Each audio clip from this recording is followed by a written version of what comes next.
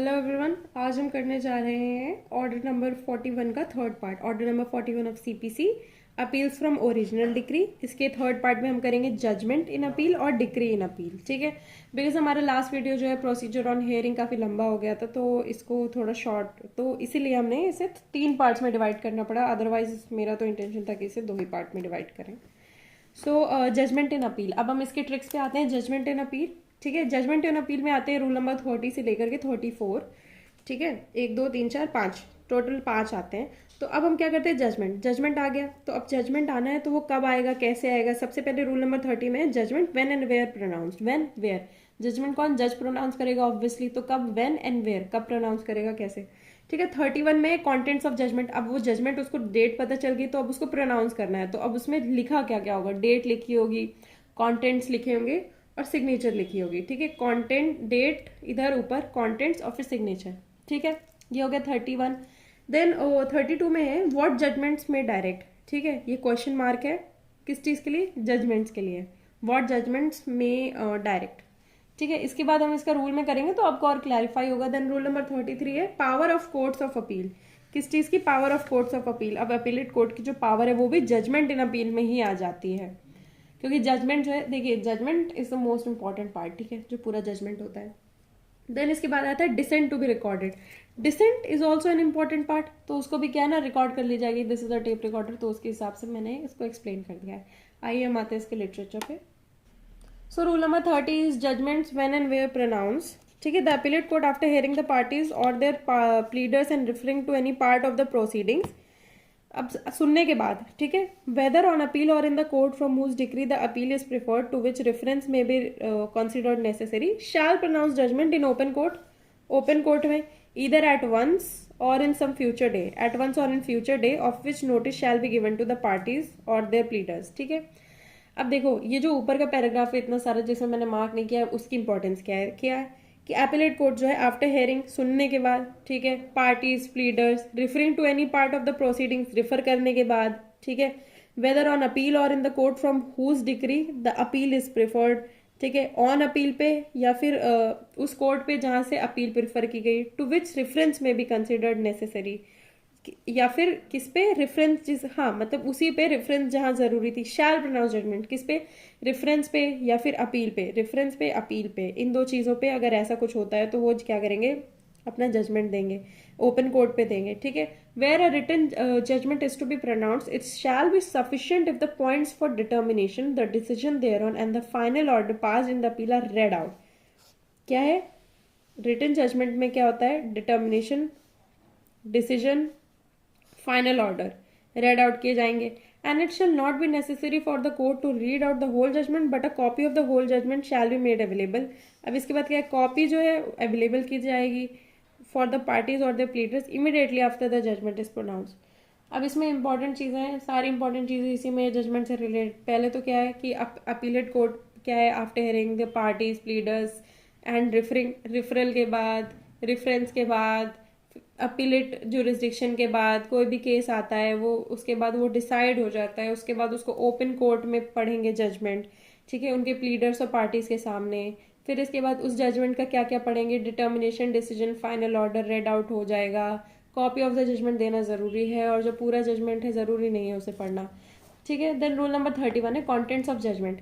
ये तो पॉइंट्स में दिया हुआ है। The judgment of the appellate court shall be in writing and shall state points, obviously points, decision, reasons, decree appealed from, फिर इसके बाद where the decree appealed from is reverse. अब अगर रिवर्सल हुआ है, वेरिएशन हुआ है, the relief to which the appellant is entitled. Relief किस चीज़ के, एपिलेंट को ऑब्वियसली जो रिलीफ मिलेगा वो रिलीफ जरूरी है। The reasons for the decision, decision thereon point, देखो पॉइंट्स, डिसीजन और रीजन डिसीजन का, ये तो बहुत जरूरी है।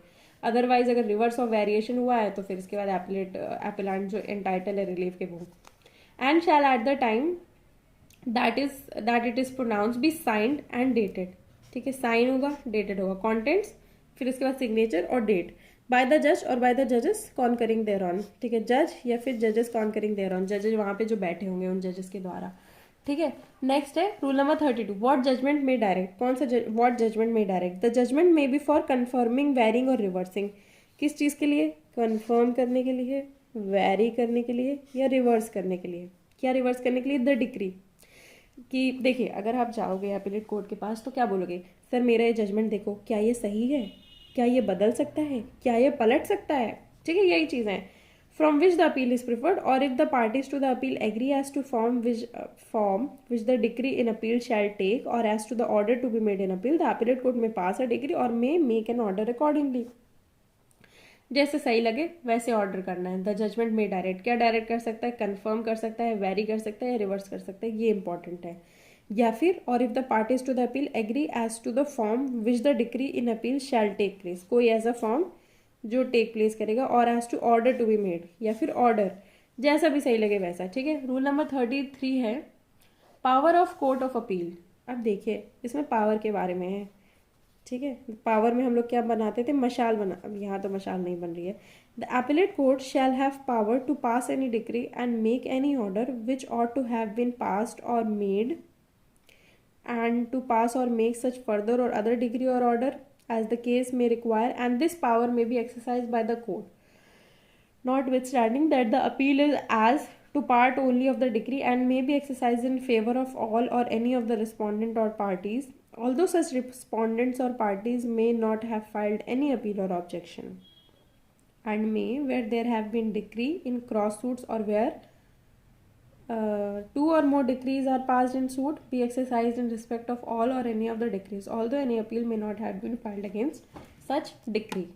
तो इसमें मैंने इंपॉर्टेंट पॉइंट जो मार्क किए हैं क्या है कि pass any decree, make any order, कोई भी डिग्री कोई भी ऑर्डर करने की पावर है, और इन दोनों को करने के लिए, एक्सरसाइज करने के लिए जो पावर चाहिए वो पावर है, और इसके ऊपर कोई भी कोई पॉइंट आउट नहीं करेगा, कोई भी उंगली नहीं करेगा, ठीक है।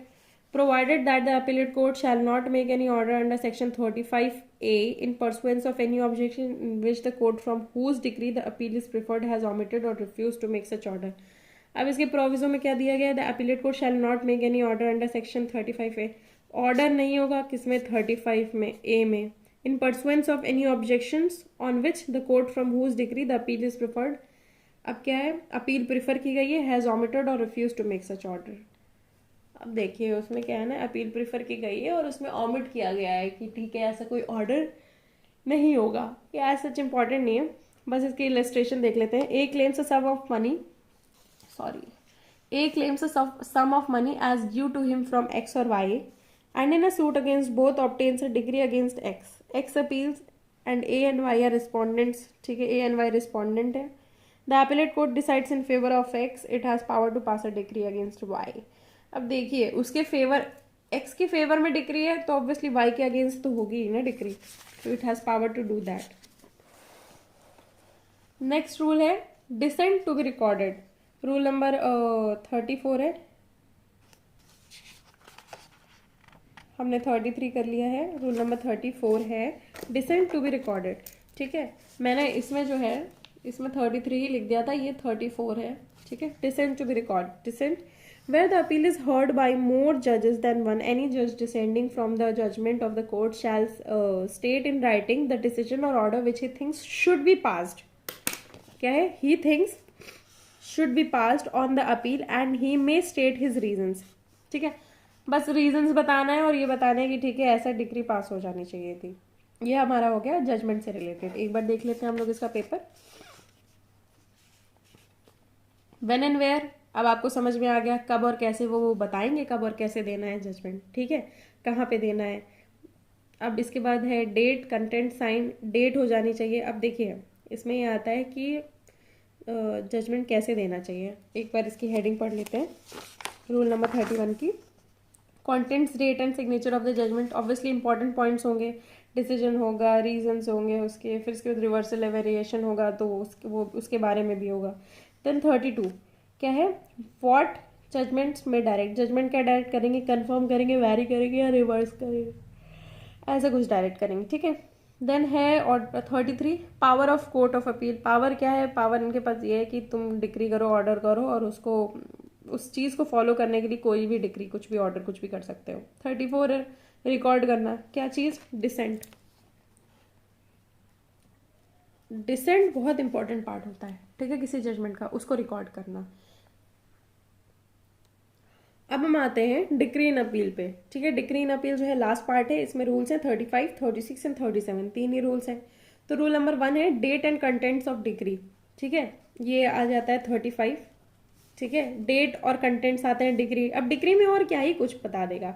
36 है copies of judgments and decree to be furnish to parties. 36 है, अब ये पार्टीज है, इनको क्या है ना, एक एक कॉपी मिल गई है। 37 certified copy of decree to be sent to court whose decree appealed from. अब इसका क्या है, ये सर्टिफिकेट है, सर्टिफिकेट का साइन है कॉपी टू कोर्ट। ठीक, किसको, कौन से कोर्ट पे, हुज डिक्री इज अपील्ड। बस इतना याद रखना है, ज्यादा कुछ नहीं है, ट्रायंगल फॉर्म में है डिक्री। ठीक है, अब इसके उसमें आ जाते हैं हम लोग लिटरेचर पे। तो रूल नंबर 35 है date and contents of decree. Date contents किस चीज के, डिक्री के। The decree of the appellate court shall be a date the day on which the judgment was pronounce. ठीक है, डेट और डे दोनों चीज होंगी। देन इसके बाद क्या, the decree shall contain the number of the appeal, number होगा, नेम्स होंगे, descriptions of the appellant and respondent and a clear specification of the relief granted. Relief granted की क्लियर स्पेसिफिकेशन होगी और अदर एडजुडिकेशन मेड। जो जो चीजें होंगी, आप एक डिक्री देखते हो ना, वो सारी चीजें होंगी। ये बस एक प्रैक्टिकल चीज है, जितना आप जजमेंट्स पढ़ते जाओगे उसकी जो डिक्री आती जाएंगी, बस वही है। The decree shall also state the amount of cost incurred in the appeal and by whom or out of what property and in what proportions such cost and the cost and suit are to be paid। amount of cost है, amount of cost कैसे, हर तरीके से उसके बारे में हर जो detail है ना, वो चीजें उसमें होंगी। Then rule number sub rule 4 है the decree shall be sign dated by the जज और जजेस हु पास्ड इट। जिसने पास किया है वो क्या करेगा, साइन करेगा, डेट लिखेगा। ठीक है, जज dissenting from judgment need not sign decree. अगर डिसेंट है, देखिए रूल नंबर 35 का इंपॉर्टेंट पॉइंट आई थिंक यही है, जो डिसेंट करे वो साइन नहीं करेगा। मुझे ये पढ़ने से पहले नहीं पता था, मुझे इससे पहले ये नहीं पता था जब तक मैंने ये पढ़ा नहीं था। ठीक है, इसीलिए ये इंपॉर्टेंट है।